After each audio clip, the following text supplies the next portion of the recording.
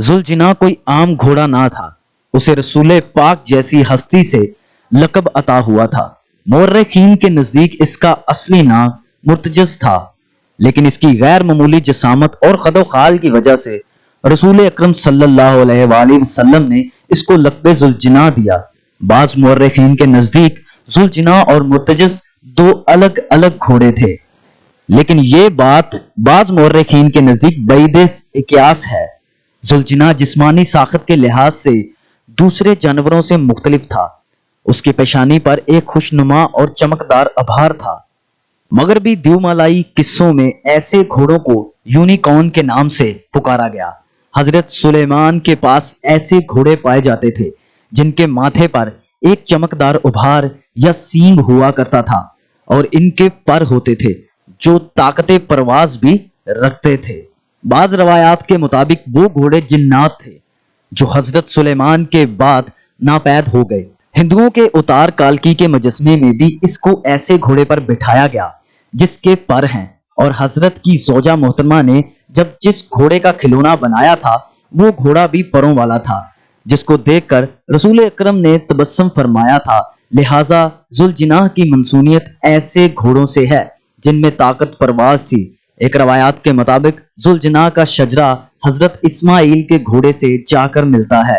دوسری روایات یہ ہے کہ حضرت ابراہیم جس گھوڑے پر فلسطین سے مکے آیا کرتے تھے اس گھوڑے کی نسل سے ہیں۔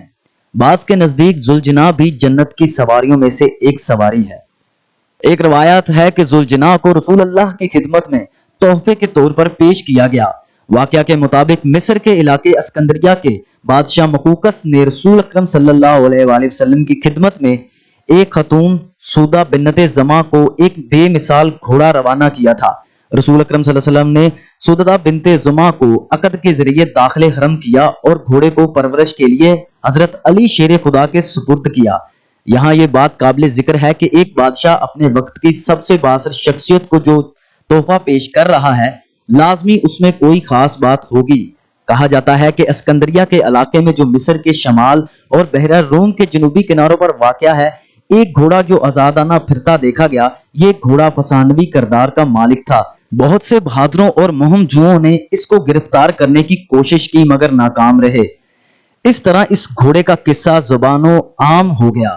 ایک طرح گھوڑے کا ذکر مافوق الفطرت داستان کے طور پر ہونے لگا۔ بادشاہ مقوقس نے رسول اللہ کی خدمت میں بے مثال تحفے بیچنے کی خاطر اپنے کارندوں کو اس گھوڑے کو پکڑنے کی خاطر روانہ کر دیا۔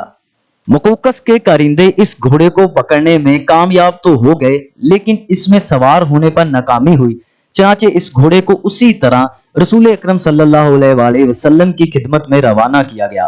اسکندریہ سے مدینے تک کے تمام راہ میں اس گھوڑے کو بڑے بہادر افراد قابو میں رکھتے۔ جب اس موزور گھوڑے کو رسول اللہ صلی اللہ علیہ وآلہ وسلم کی خدمت میں حاضر کیا گیا تو رسول اللہ صلی اللہ علیہ وآلہ وسلم نے اس جانور کو انتہائی پسند فرمایا۔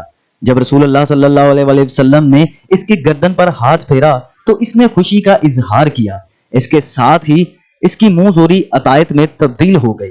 رسول اللہ صلی اللہ علیہ وآلہ وسلم نے اس وقت اس کو ذوالجناح کا لقب عطا فرمایا اور پرورش کے لیے اس کی رسی مولا علی کو دے دی۔ اس طرح یہ ان کے ساتھ ایسے چل پڑا جیسے صدیوں سے منزل کی تلاش میں بھٹکنے والے مسافر کی روح کو منزل پا لینے کے بعد قرار آ گیا ہو۔ نواسہ رسول حضرت حسین جب چھوٹے سے تھے تب سے ہی آپ اس گھوڑے میں دلچسپی لیتے تھے۔ ایک شہزادہ حسین اپنے نانا حضرت محمد صلی اللہ علیہ وآلہ وسلم کے پاس گئے تو حضور اکرم صلی اللہ علیہ وآلہ وسلم نے اپنے صحابہ اکرام کے ساتھ گھوڑے کے پاس ہی کھڑے تھے۔ آقا دو جہاں حضور اکرم صلی اللہ علیہ وآلہ وسلم نے جب اپنے نواسے حسین کو اپنے پاس آتے دیکھا تو بہت ہی خوش ہوئے۔ آپ صلی اللہ علیہ وآلہ وسلم نے فرمایا کہ اے میرے پیارے نواسے، کیا آپ گھوڑے پر سواری کرنا چاہتے ہو؟ حضرت امام حسین نے جواب دیا، ہاں نانا جان، میں گھوڑے کی سواری کرنا چاہتا ہوں۔ جب یہ نانا اور نواسے میں بات چیت ہو رہی تھی تو یہ گھوڑا بڑی غور سے حضور اکرم صلی اللہ علیہ وآلہ وسلم اور شہزادہ حضرت حسین کی باتیں سن رہا تھا۔ جب دونوں کی باتیں ختم ہوئیں تو گھوڑا نواسہ رسول کے پاس آ کر بیٹھ گیا تاکہ حضرت حسین رضی اللہ تعالی عنہ گھوڑے پر سوار ہو سکیں۔ حضور اکرم صلی اللہ علیہ وآلہ وسلم نے فرمایا کہ بیٹا، یہ وہی گھوڑا ہے جو میدان کربلا میں تمہاری سواری اور مددگار ہوگا۔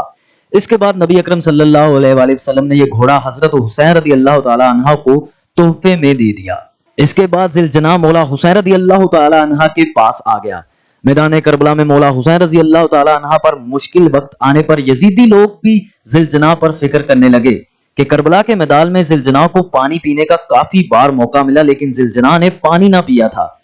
اس کی وجہ یہ تھی کہ ذوالجناح کے ذہن میں یہ خیال تھا کہ میرے آقا دو جہاں حضرت محمد صلی اللہ علیہ وآلہ وسلم کے نواسے نے پانی نہ پیا ہے، میں اپنے مالک کو پیاسا چھوڑ کر پانی کس طرح سے پی سکتا ہوں۔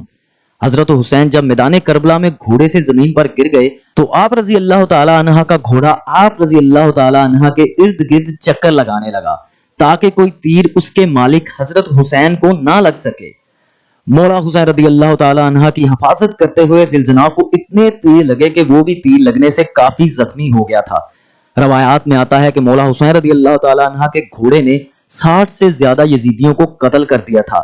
جب بدبختوں نے حضرت حسین کو شہید کر دیا تو گھوڑے نے اپنی پیشانی حضرت حسین رضی اللہ تعالی عنہ کے جسم کے ساتھ لگائی، پھر گھوڑے نے اپنے آپ کو حضرت حسین رضی اللہ تعالی عنہ کے خون سے تر کیا اور اپنے گلے پاؤں اٹھا کر زمین پر ایسے مارے کہ سارے میدان میں ایسی گونج اٹھی جس سے ساری یزیدی فوج کے گھوڑے ایک طرف متوجہ ہوئی۔